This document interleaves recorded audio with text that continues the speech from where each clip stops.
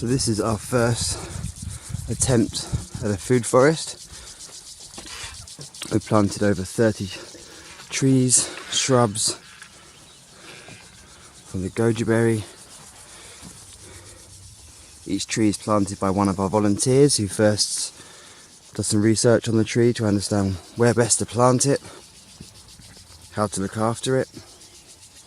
Here against this fence you've got kiwi, grapevine, peas, raspberry, and then goji berry to grow up this rock. Likewise on this side, something similar. And then along the side of the food forest we've got various berries, raspberries, strawberries, mixed onions. We have this area watered by sprinkler. We find the sprinklers just chuck water everywhere. We're not going to use them going forwards. But we have salads in between the perennials, pomegranate, various different salads, hazelnut tree,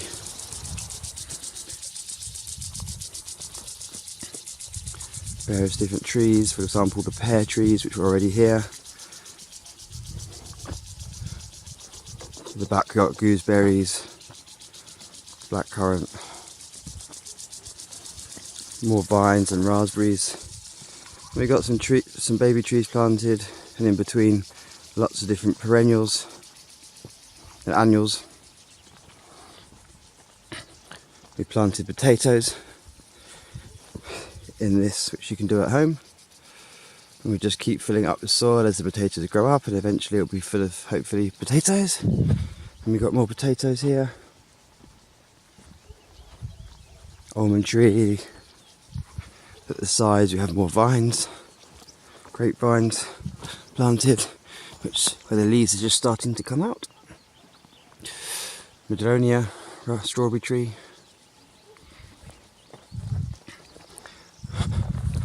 At the end here we're going to make a living space and a place to keep our tools.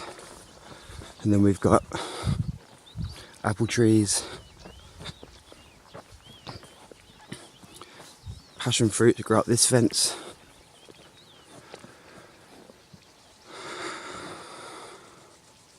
So we're not too far from the house.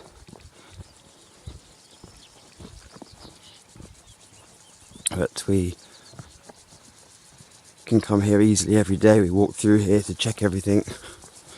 We've made a mini greenhouse here so that we can plant tomatoes slightly early.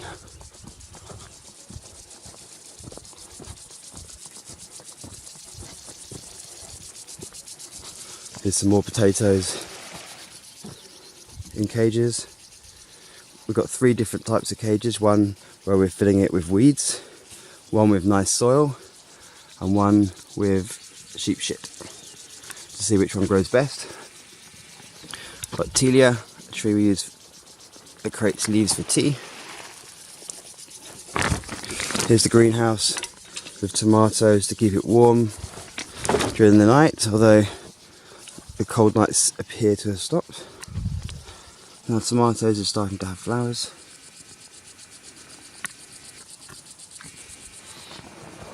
We just had to take the windows off the pipes for our solar shower, our outdoor shower, out in nature with a view. That's one of our 3 shower options.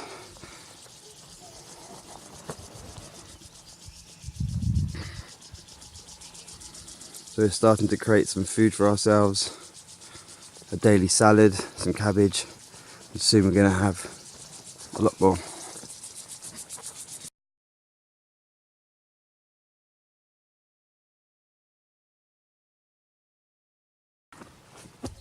So here we have, outside our greenhouse, flaxseed, buckwheat and chia seed ready to plant out,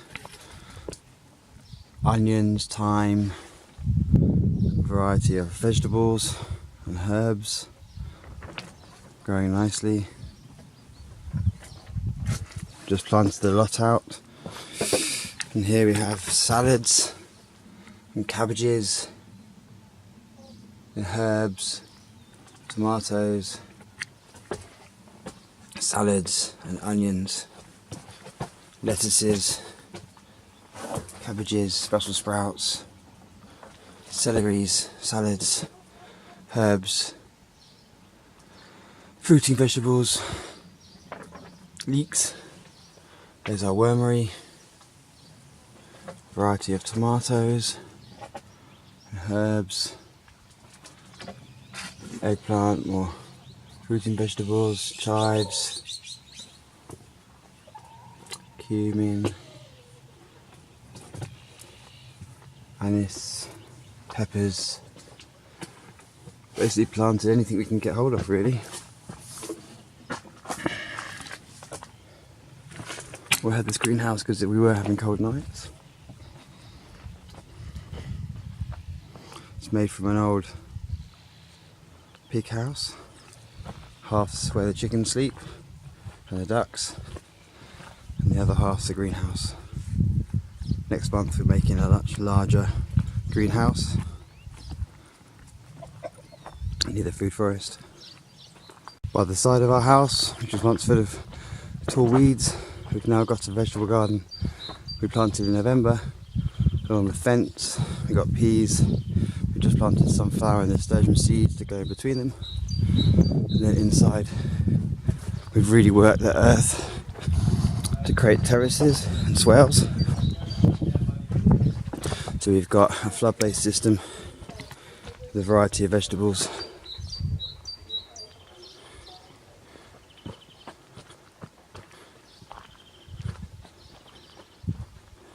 A small pond at the back. I'm trying to get some frogs, some strawberries, and on the side we've got more perennials like blueberry and a variety of herbs. And blueberries started to flower. There's chives. Then we've got seedlings given by neighbours for a variety of herbs, some we bought.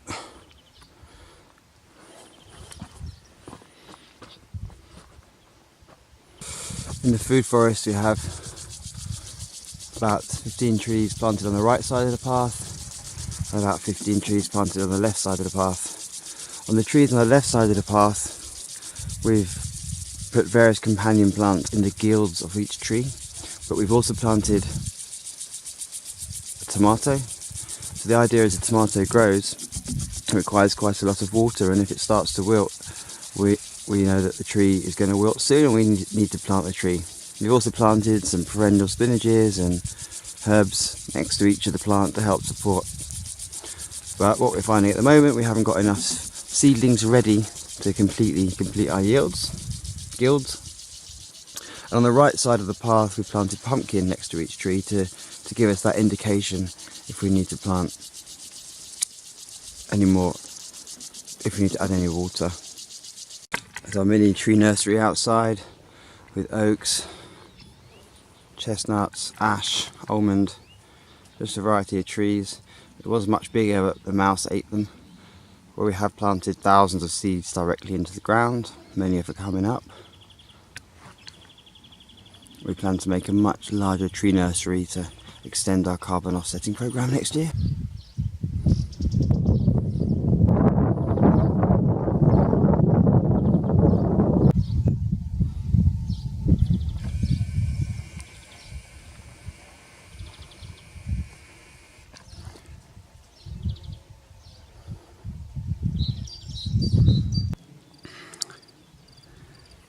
This is what we call Terrace 1, where we have experimented with more large-scale planting using a combination of local methods, where the field gets ploughed to remove all of the vegetation.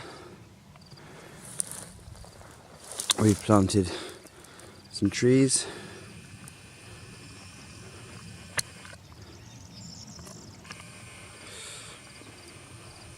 And experimented with different crops like chickpeas, flaxseed, as well as more local varieties of cabbage and potatoes. We're going to create a windbreak along a long bed of corn, buckwheat and other grasses. and in the middle we've got existing olive trees which were burnt down. We've recently cleaned up, and there's the sunrise.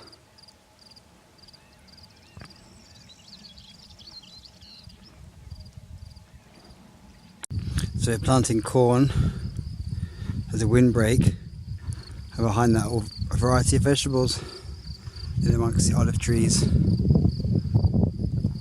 Next to the corn we'll plant peas to grow up it, beans and peas, and pumpkin to go around it.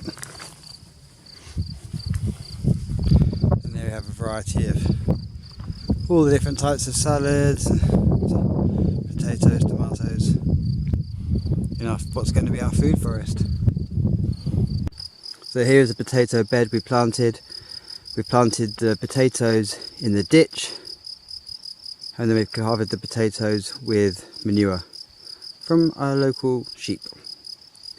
There's no mulch, as when the potatoes grow we will dig them out and place the mound onto the sprouting potatoes, and then the mound will become the ditch, and that's where we will water, and then we'll start to molt. Here you can just about see in the late evening sun the potatoes have been growing in the ditch, and we've already moved some of the soil from the mound into the ditch covering the stalk, the stem, and it's probably about time to put more of the soil from the ditch onto the potatoes, switching the ditch and mound around so we can put the water into the ditches, and then we get lots of potatoes. On this bed I put more of the mound on the ditch, and now the ditch with the potatoes is about level with the mounds. I'll give it another week and I'll put the rest of what was the mound onto the potatoes, and then we'll end up with ditches between the potatoes, and then we can start to add some mulch.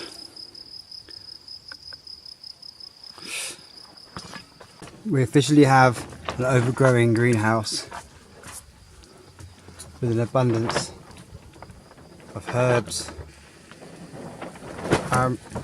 cooking herbs, medicinal herbs, plants, vegetables, fruiting vegetables, leafy vegetables.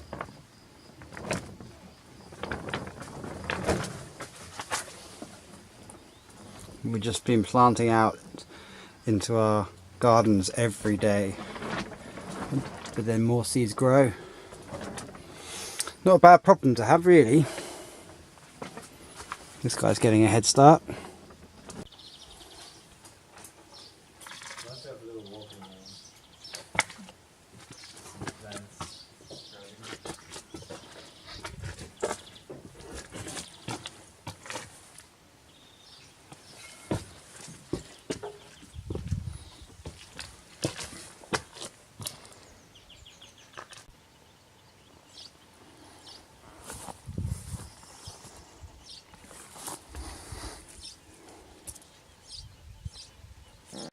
So here's a little experimental hill planted by one of our volunteer resident gardeners. He's planted all sorts of things, from coriander to pumpkin to peas to chickpeas, all amongst each other. Those look like sunflowers. But the funny thing is, this has been left out the irrigation, and he's gone away, and I've only watered this twice in the last month, and it's all still growing. And this is a pile of soil from when we were digging out the foundations for part of our building. Here's our morning sunrise. Down there's our valley, and over there is where we're going to make our yoga area. In the food forest.